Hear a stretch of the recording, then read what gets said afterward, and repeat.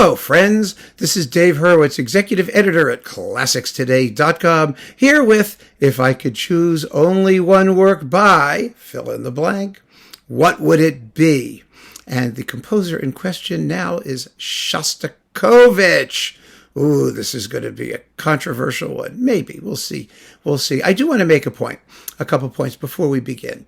First of all, the great god Cankrazans, who is supervising this whole thing and who will be scrutinizing the final list to see if he is going to keep his word to destroy every bit of classical music except one work by each composer, because of not us, but the industry's decision to promote certain non-beings and make ridiculous recordings. Well, I can hardly blame Cankrazans. He's just had enough. I mean, when you're omnipotent and omniscient and all that, it's like even how much stuff I listen to, that's nothing compared to what he has to listen to. I mean, because he knows it all. He's omnipotent and omniscient and all that stuff. He's all-seeing, all-knowing, all-powerful. So he has to actually listen to all this dreck. And you can't blame him, really, can you?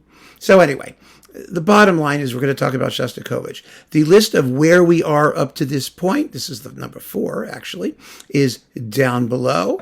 So you can see what it's too late to do anything about. And you can keep suggesting works by other composers, or you can tell me how you feel about this particular selection. I think also, some of you have forgotten, you can also suggest albums. You can, even a box set, I mean, you can let me know. You can devote something to an artist. It's okay. That way we may be able to, sneak in a few extra things, without Cankrazans being too annoyed, because he told me what the deal was, what the parameters were. So I'm following instructions as his disciple, following instructions to the letter. And he said albums are acceptable. But let's not get carried away. No 50 CD box sets. No huge collections of things. No the complete works of we're talking about albums of single discs or a couple discs, or, you got to be reasonable.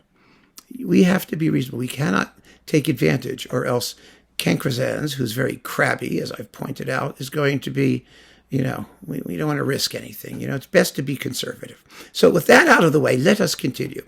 Shostakovich, what is the work? Symphony No. 4. And some of you suggested it. One of you particularly, and I think that is a fantastic suggestion, because that wasn't what I thought of originally. Everybody basically agrees that Shostakovich's sort of greatest symphony is the 10th, mainly because it ends with a bang. But you've got 5, you've got 6 is wonderful, you've got 8, which is tragic and heart-wrenching, you've got 9, which is delightful, 10 is lovely, 13, which is his most humane work. I mean, some of you like 14 the best. I think it's kind of creepy, but okay, if you like it, go ahead. It's a tough pick. It's a really difficult choice. But 4 has qualities, because remember, it's the one work he's going to be remembered for.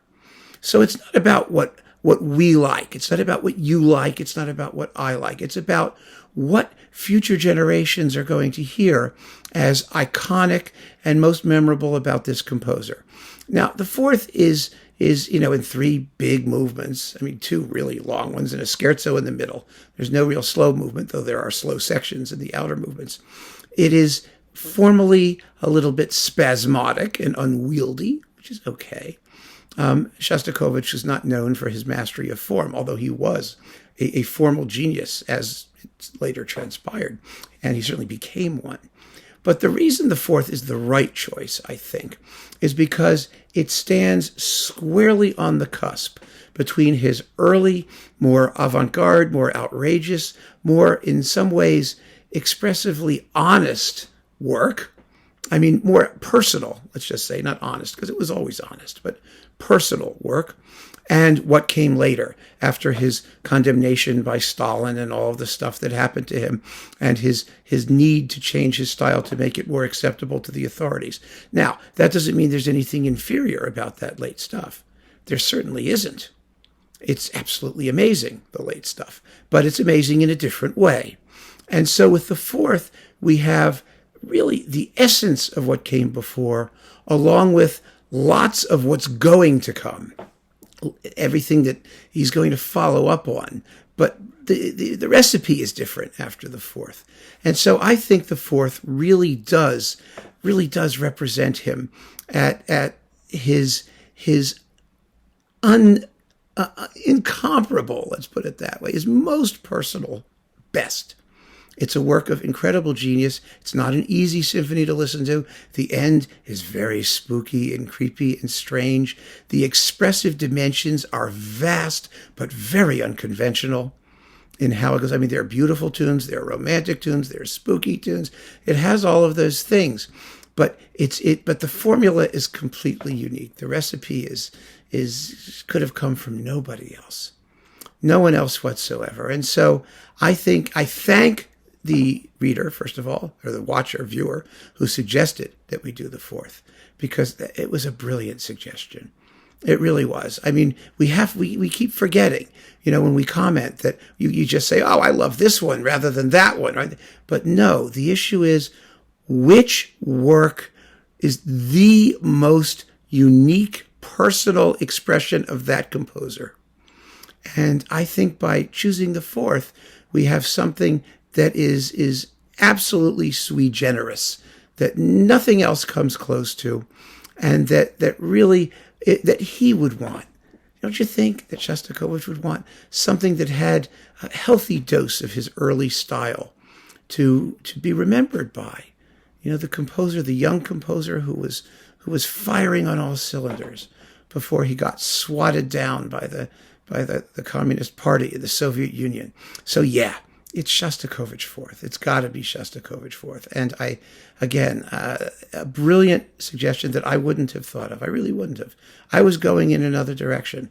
I was tending towards the late stuff. I probably would have chosen either the 10th or Bobby Yar even more, which would have been an even more controversial choice, I suppose. But because I just find it his most humane and touching and moral piece, which is another aspect of his art. Yes, it's true.